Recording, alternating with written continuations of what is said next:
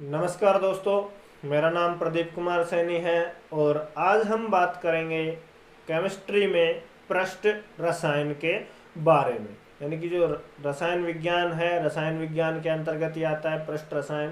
कक्षा 12 के सिलेबस में चैप्टर नंबर 5 है पृष्ठ रसायन, सरफेस केमिस्ट्री।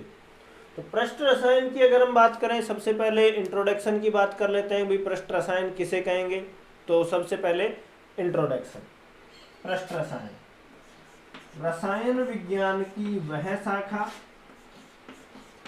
रसायन विज्ञान की वह शाखा जिसके अंतर्गत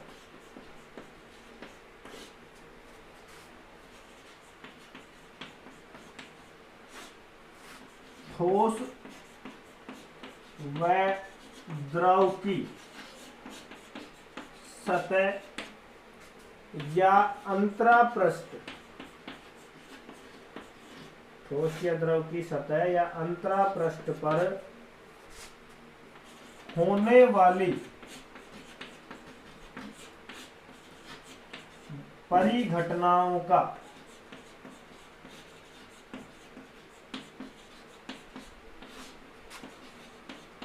अध्ययन किया जाता है।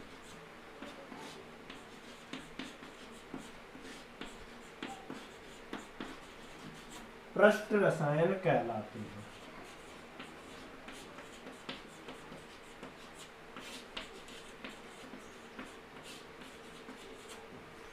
परिभाषा क्या हुई कि भाई केमिस्ट्री की वह शाखा, केमिस्ट्री की वह ब्रांच जिसमें पदार्थ की जो प्रावस्थाएं हैं, दो प्रावस्थाओं का चयन किया गया है, एक तो ठोस प्रावस्था और द्रव प्रावस्था के बारे में। तो ठोस प्रावस्था और द्रव प्रावस्था है, उनकी सतह के ऊपर यानी कि अंतरापृष्ठ पर जो जो घटनाएं होंगी, उन घटनाओं का अध्ययन ही क्या कहलाता है? पृष्ठ रसायन कहलाता है। परिभाषा क्या हुई? वे रसायन विज्ञान की वह शाखा जिसके अंतर्गत ठोस या द्रव की सतह पर होने वाली घटनाओं का अध्ययन ही क्या कहलाता है? पृष्ठ रसायन। जैसे चोक है हमारे पास, कैल्शियम कार्बोनेट है, ये इसकी क्या हो गई? सतह हो गई।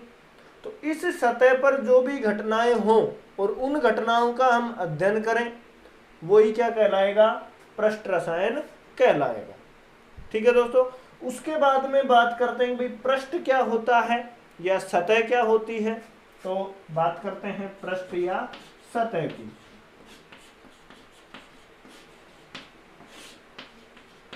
तो परिभाषा क्या होगी इसकी? दो प्रावस्थाओं को, कोई भी दो प्रावस्थाएं हैं, दो प्रावस्थाओं को पृथक या अलग दर्शाने वाले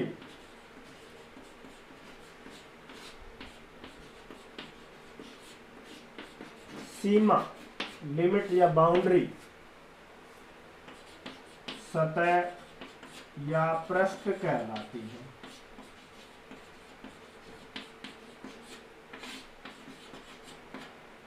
कोई भी दो प्रावस्थाएं हैं, पदार्थ की सामान्यतः तीन प्रावस्थाएं पढ़ते हैं हम, ठोस, द्रव और गैस। वैसे तो होती तो पांच है, उसमें बोस-आइंस्टीन कंडेंसेंट भी आ जाता है, प्लाज्मा अवस्था भी आ जाती है, लेकिन सामान्यतः हम तीन प्रावस्थाओं के बारे में पढ़ते हैं, ठोस, द्रव और गैस। तो कोई भी दो प्रावस्थाएं हैं, चाहे ठोस ठोस हो या फिर ठोस द्रव हो या फिर ठोस गैस हो या फिर द्रव द्रव या फिर कोई भी दो प्रावस्थाएं हो, उन दो प्रावस्थाओं को अलग रूप से दर्शाने वाली जो सीमा होगी, लिमिट होगी या बाउंड्री होगी, वो ही क्या कहलाती है? सतह कहलाती है। जैसे अगर हम बात कर लें कि ठोस है हमारे पास कैल्शियम कार्बोनेट, ये तो एक प्रावस्था हो गई, ठोस प्रावस्था।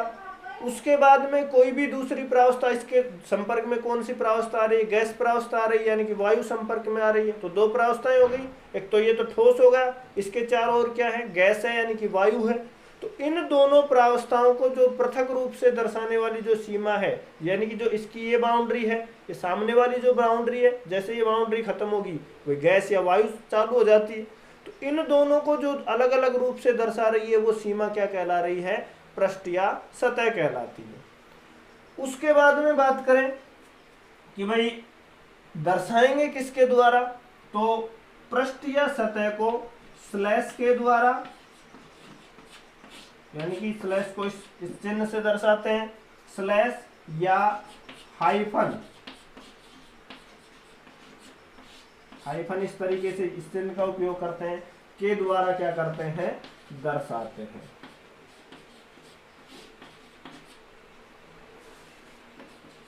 तो दो प्रावस्थाओं को अलग रूप से दर्शाने के लिए हम स्लैश प्रतीक चिन्ह का उपयोग करते हैं या फिर हाइफन का प्रयोग करते हैं। जैसे कि भाई एक तो हमारे पास में लिक्विड है और दूसरा सॉलिड है, उन दो प्रावस्थाओं को दर्शाना है, ठोस और द्रव प्रावस्थाओं को दर्शाना है। तो उनको दर्शाने के लिए हम कैसे दर्शा सकते हैं कि भाई द्रव है, द्रव और ठोस की बात कर लें तो द्रव प्रावस्था हो गई, उसको स्लैश ठोस ऐसे भी दर्शा सकते हैं द्रव ठोस प्रावस्था को, या फिर दूसरा कैसे दर्शा सकते हैं, द्रव हाइफन ठोस ऐसे भी दर्शा सकते हैं।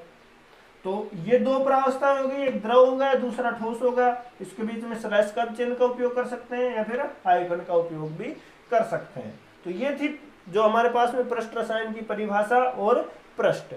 अब बात करते हैं हम इस चैप्टर के बारे में, यानी कि चैप्टर में क्या क्या टॉपिक पढ़ेंगे। तो सबसे पहला टॉपिक आता है अधिशोषण।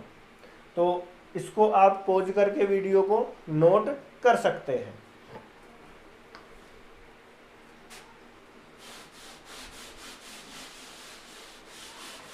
अब हम बात करेंगे अधिशोषण के बारे में।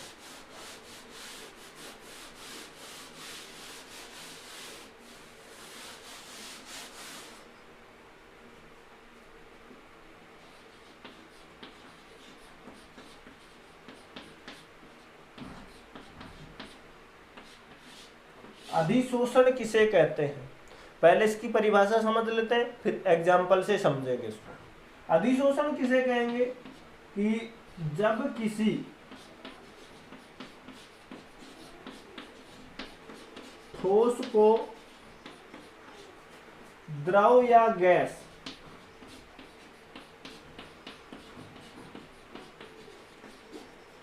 के संपर्क में रखा जाता है,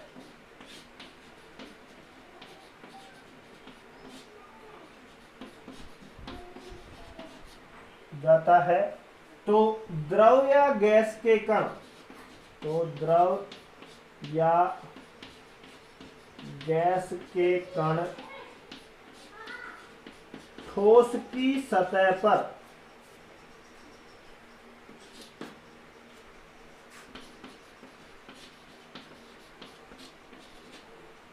स्थूल की अपेक्षा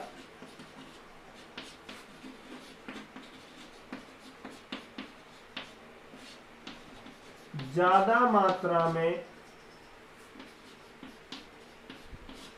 संचित हो जाते हैं, यानी कि एकत्रित हो जाते हैं, और यही परिघटना अधिशोषण कहलाती है।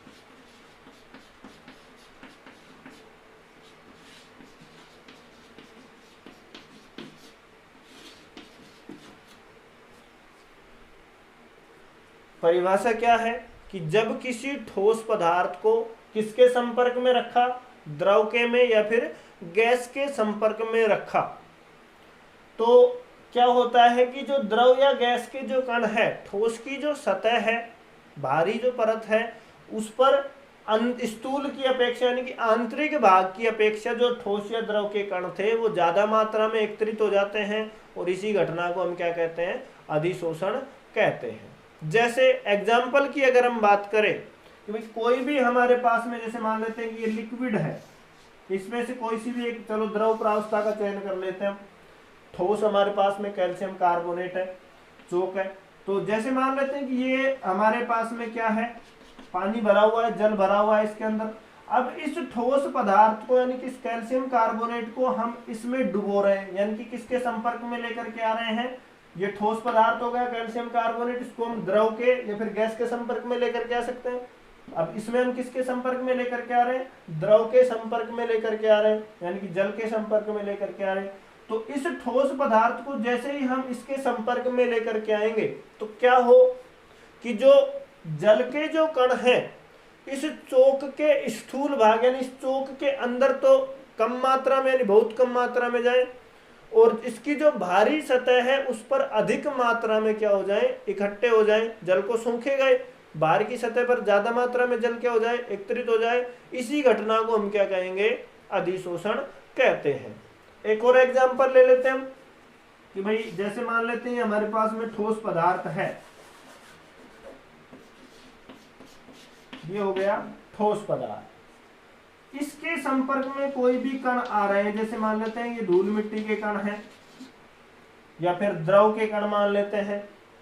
ये कण क्या हो रहे हैं, इस ठोस को इस कणों के इन जो कण हैं इन कणों के संपर्क में रखा जा रहा है। तो ये कण इस जो ठोस पदार्थ है इसके स्थूल भाग में ना जाकर, यानी स्थूल भाग में तो कम जाए या फिर ना भी जाए, बाहरी सतह पर क्या हो जाए कि ये जो सतह है इस पर आकर के क्या हो जाए, एकत्रित हो जाए, और यही घटना क्या कहलाती है, अधिशोषण कहलाती है। ये जो कण थे अंदर की अपेक्षा बाहर की सतह पर क्या हो जाए, एकत्रित हो जाए, यही परिघटना क्या कहलाती है, अधिशोषण कहलाती है। शॉर्ट में ये बोल सकते हैं भी कोई भी कण है किसी दूसरे पदार्थ की सतह पर चिपकना, किसी कणों का किसी दूसरे पदार्थ की सतह पर चिपकना ही क्या कहलाता है, अधिशोषण कहलाता है। एक और एग्जांपल, सरल सा एग्जांपल समझाता हूँ। भी जैसे बोर्ड पर हम चौक को घिस रहे हैं, जैसे ही मैं डस्टर के द्वारा इसको साफ करूंगा तो ये जो चौक का जो बुरादा यानी कि जो छोटे छोटे कण है ये नीचे जाकर के फर्श पर क्या हो जाए, फर्श पर जाकर के चिपक जाते हैं, एकत्रित हो जाते हैं, और इन कणों का जो फर्श है फर्श पर चिपकना ही क्या कहलाता है, अधिशोषण कहलाता है। जैसे हम यहाँ पर भी देख सकते हैं भाई, जैसे मैं इनको मिटाऊंगा ये कण आकर के जो ये बाउंड्रीज है इस बाउंड्री पर क्या हो रहे हैं, चिपक रहे हैं, देखो इस तरीके से, और यही परिघटना क्या कहलाती है, अधिशोषण कहलाती है। तो उम्मीद करता हूँ परिभाषा समझ में आई होगी अधिशोषण की, कि भाई किसी भी ठोस पदार्थ को द्रव या गैस के संपर्क में रखते हैं तो जो ठोस पदार्थ की जो सतह है उस पर द्रव या गैस के कण अंदर की अपेक्षा बाहर ज्यादा मात्रा में इकट्ठे हो जाएं, वही घटना क्या कहलाती है, अधिशोषण कहलाती है। उसके बाद में हम बात करेंगे अधिशोषण से संबंधित पारिभाषिक शब्दावली के बारे में, इससे संबंधित और क्या क्या शब्द आते हैं अधिशोषण से संबंधित। तो अधिशोषण से संबंधित जो शब्द हैं, सबसे पहले आता है हमारे पास में अधिशोष्य।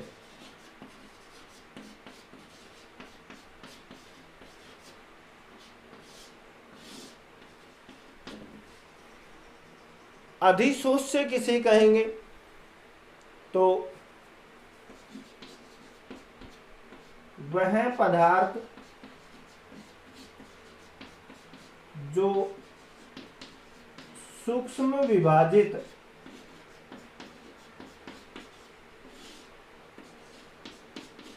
ठोस या द्रव की सतह पर अधिशोषित होता है।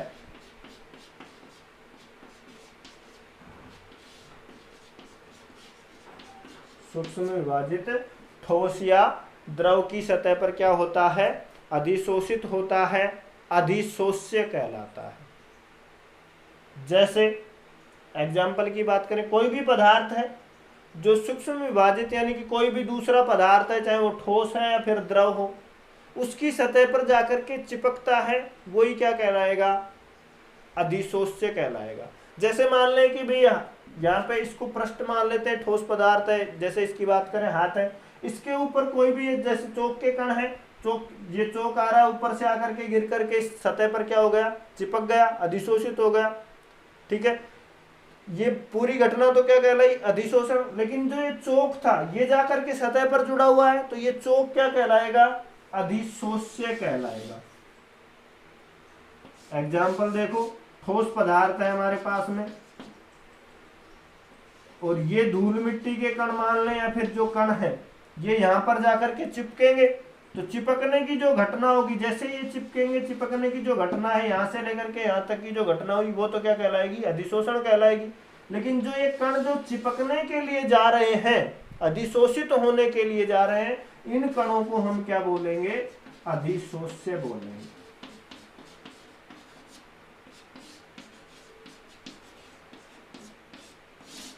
अधिशोष्य समझ में आ गया? भाई जो कण चिपकने के लिए जा रहे हैं, चाहे वो ठोस की सतह पर जाए या फिर द्रव की सतह पर जाकर के चिपके, चिपकने वाले कण, अधिशोषित होने वाले कण क्या कहलाते हैं? अधिशोष्य कहलाते हैं। और संपूर्ण घटना अधिशोषण कहलाती है। उसके बाद में दूसरा आता है हमारे पास में अधिशोषक।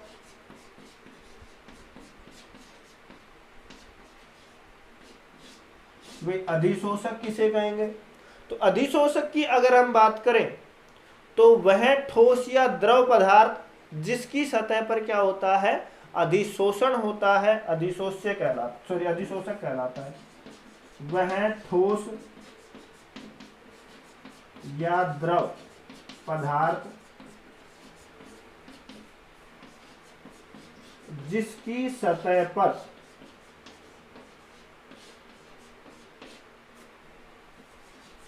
अधिशोषण होता है,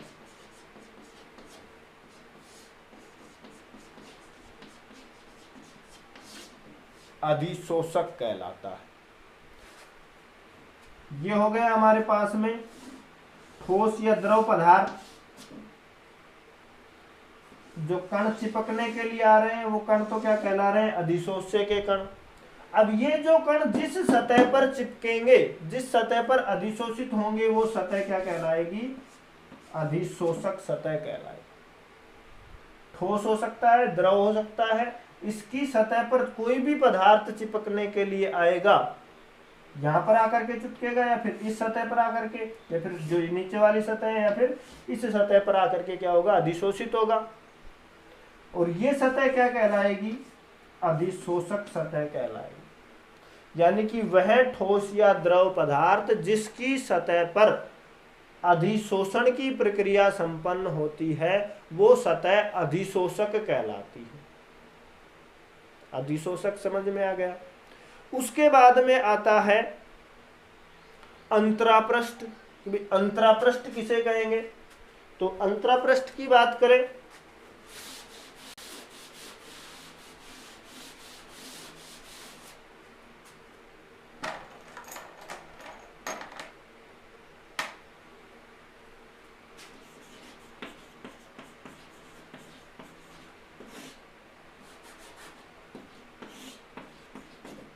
अंतरापृष्ठ या पृष्ठ बोल देते हैं, सतह बोल देते हैं।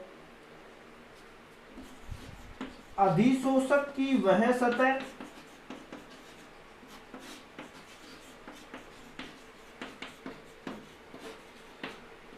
जिस पर अधिशोष्य पदार्थ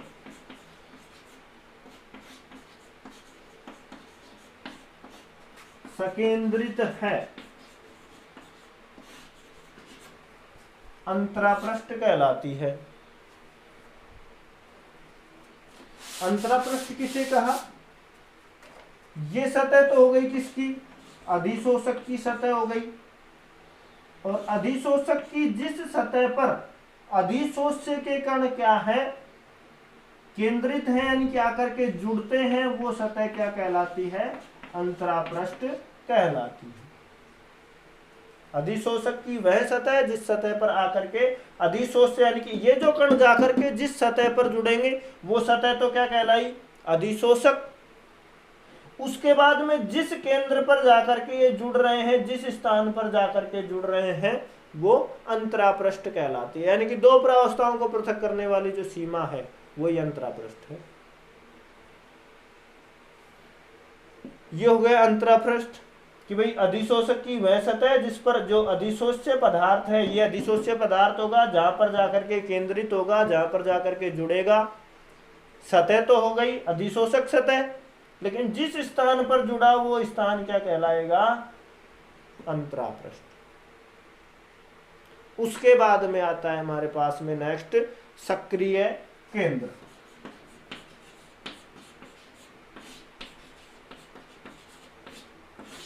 सक्रिय केंद्र किसे कहेंगे? तो अधिशोषक की अंतरापृष्ठ पर वे स्थान जहां मुक्त संयोजकताएं सर्वाधिक पाई जाती हैं। अधिशोषक की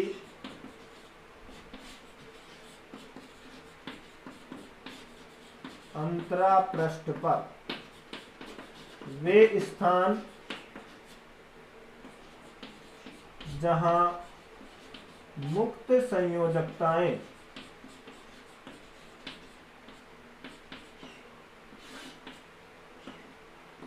अधिक पाई जाती है।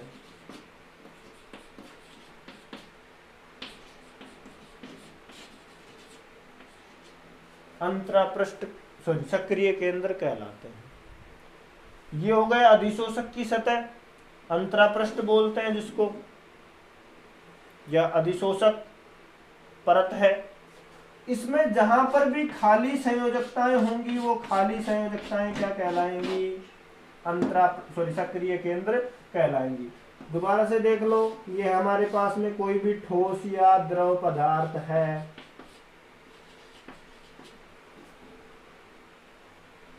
ये कण इसकी सतह पर चिपकने के लिए आ रहे हैं। थोड़ा बड़ा बना देता हूं उसको।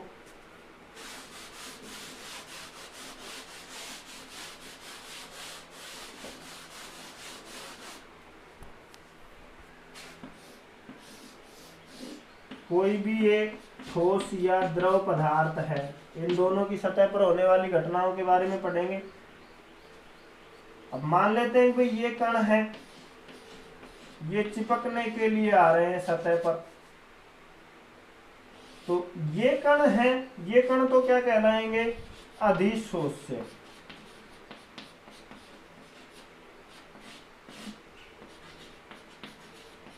यानी कि जो कण चिपकने के लिए जा रहे हैं जिस सतह पर, अधिशोषक की सतह पर या ठोस या द्रव की सतह पर चिपकने के लिए जा रहे हैं, वो कण अधिशोष्य के कण।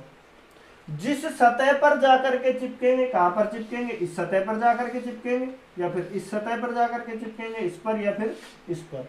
वो सतह क्या कहलाएंगे? वो सतह क्या कहलाएगी? अधिशोषक सतह कहलाएगी।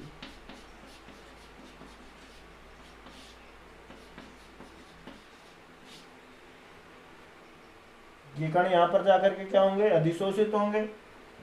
तो ये सतह क्या कहलाई? अधिशोषक सतह।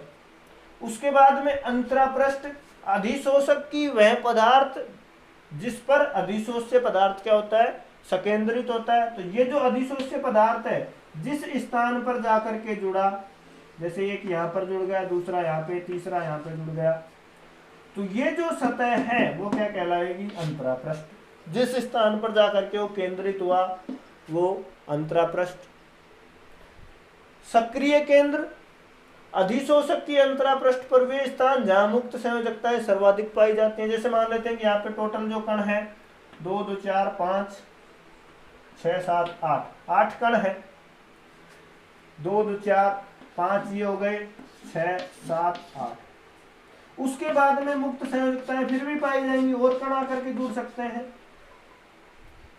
वो सक्रिय केंद्र कहलाएंगे। अब और कण आकर के यहाँ पर भी जुड़ सकता है, यहाँ भी जुड़ सकता है, यहाँ भी जुड़ सकता है। तो ये जो खाली संयोजकताएं हैं, ये खाली संयोजकताएं क्या कहलाएंगी? सक्रिय केंद्र कहलाएंगी। तो ये थी हमारे पास में इनकी अधिशोषण से संबंधित कुछ पारिभाषिक शब्द थे। उसके बाद में आता है एक धनात्मक अधिशोषण और ऋणात्मक अधिशोषण। तो उम्मीद करता हूं अधिशोषण समझ में आया होगा, उसके बाद में अधिशोष्य भी समझ में आया होगा, अधिशोषक भी समझ में आया होगा, सक्रिय केंद्र भी और अंतरापृष्ठ भी। उसके बाद हम बात करेंगे धनात्मक अधिशोषण और ऋणात्मक अधिशोषण के बारे में।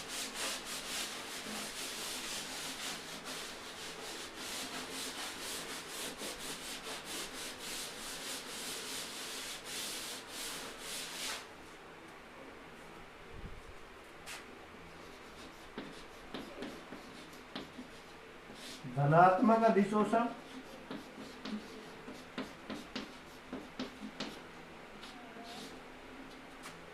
और दूसरा पढ़ेंगे ऋणात्मक अधिशोषण।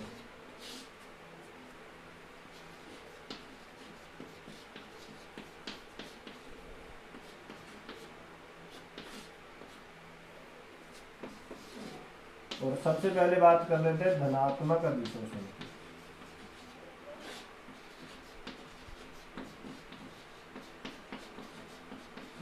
धनात्मक अधिशोषण किसे कहेंगे? तो धनात्मक अधिशोषण की अगर हम बात करें, अधिशोषण किन किन के बीच में होगा? अधिशोषक की सतह पर। अधिशोषण कहां पर होगा? अधिशोषक की सतह पर होगा। तो अधिशोषण जब जो अधिशोष्य पदार्थ है, यानी कि अधिशोषक की जो सांद्रता है अधिशोषक की सतह पर स्थूल की सांद्रता की अपेक्षा अधिक हो, तो वह अधिशोषण धनात्मक अधिशोषण कहलाता है। और दूसरी अगर हम बात करें ऋणात्मक की, तो जब अधिशोष्य की जो सांद्रता है, अधिशोष्य की जो मात्रा है अधिशोषक की सतह पर स्थूल की सांद्रता से कम हो, तो वो ऋणात्मक अधिशोषण कहलाता है। देखिए, जब अधिशोष्य पदार्थ है, कोई भी हो सकता है अधिशोष्य पदार्थ, जब अधिशोष्य पदार्थ की सांद्रता अधिशोषक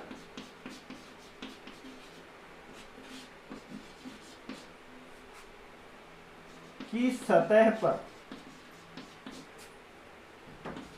स्थूल की सांद्रता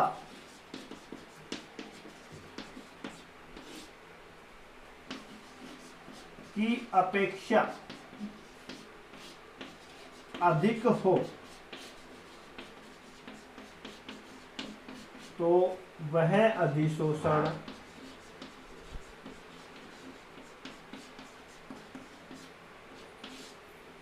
धनात्मक अधिशोषण कहलाता है।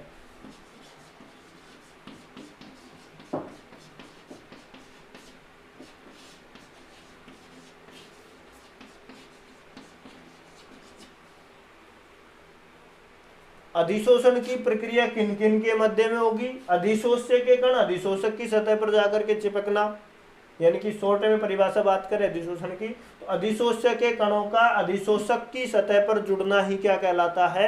अधिशोषण कहलाता है। अब अधिशोषण धनात्मक है या फिर ऋणात्मक है उसकी बात कर रहे हैं। ये ठोस पदार्थ ले लिया जैसे एग्जाम्पल के तौर पर, कोई भी पदार्थ है, ये तो हो गया इसका स्थूल, और ये हो गए अधिशोष्य के कण हो गए। परिभाषा क्या है? जब अधिशोष्य पदार्थ की जो सांद्रता है, यानी कि जो ये कण किसके हो गए? अधिशोष्य के हो गए। इनकी जो मात्रा है अधिशोषक की सतह पर, ये सतह क्या हो गई? अधिशोषक सतह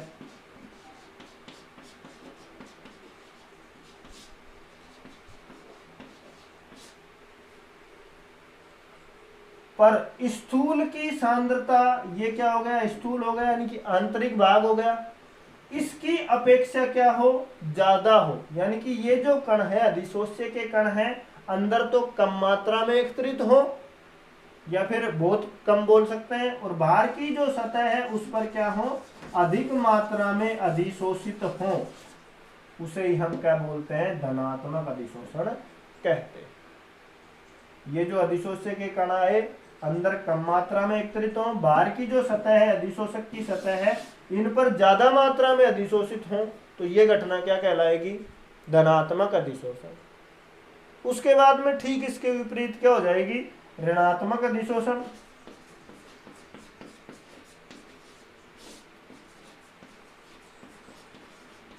ऋणात्मक अधिशोषण, ऋणात्मक अधिशोषण में क्या हो जाए भाई? यहाँ पे स्थूल की सांद्रता की अपेक्षा केवल ये बदलना है अपने को, अधिक की जगह कम करना है। किसमें? ऋणात्मक अधिशोषण में। कि भाई जब अधिशोष्य की किसकी बात कर रहे हैं हम, ऋणात्मक अधिशोषण की बात कर रहे हैं, ध्यान देना। चलो इसको चेंज कर देता हूं, ऋणात्मक अधिशोषण। जब अधिशोष्य की जो सांद्रता है या अधिशोष्य पदार्थ की सांद्रता अधिशोषक की सतह पर स्थूल की सांद्रता की अपेक्षा कम हो तो वह अधिशोषण ऋणात्मक अधिशोषण कहलाता है। क्या हो जाए, ये कोई भी पदार्थ है, स्थूल में तो कण क्या आ जाए, ज्यादा मात्रा में एकत्रित हो जाए, और बाहर क्या हो जाए, कम मात्रा में अधिशोषित हो। ये जो कण है अधिशोष्य के कण, अधिशोष्य, इन कणों की जो मात्रा है बाहर तो कम हो और अंदर क्या हो, ज्यादा हो, स्थूल में ज्यादा हो।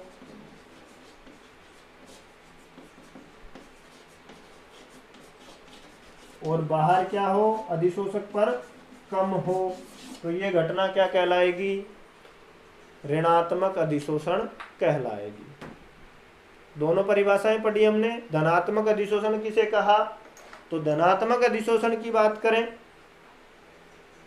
जब धनात्मक की बात कर रहे हैं जब अधिशोष्य पदार्थ की जो मात्रा है वो बाहर की सतह पर यानी अधिशोषक की सतह पर तो अधिक हो और स्थूल की जो सतह है उसमें कम मात्रा में हो, तो वो धनात्मक अधिशोषण। ऋणात्मक अधिशोषण की बात करें, ऋणात्मक अधिशोषण किसे कहेंगे, जब अधिशोषक पदार्थ है उसकी मात्रा अधिशोषक की सतह पर, अधिशोष्य पदार्थ है यानी कि जो चिपकने के लिए जो कण जा रहे हैं उनकी संख्या अधिशोषक की सतह पर तो कम हो और जो पदार्थ है उसके अंदर के भाग में स्थूल में क्या हो, ज्यादा हो, तो वो क्या कहलाएगा, ऋणात्मक अधिशोषण। तो ये थे धनात्मक अधिशोषण और ऋणात्मक अधिशोषण। उसके बाद में नेक्स्ट आता है हमारे पास में विभिन्न क्रियाविधियों में अधिशोषण।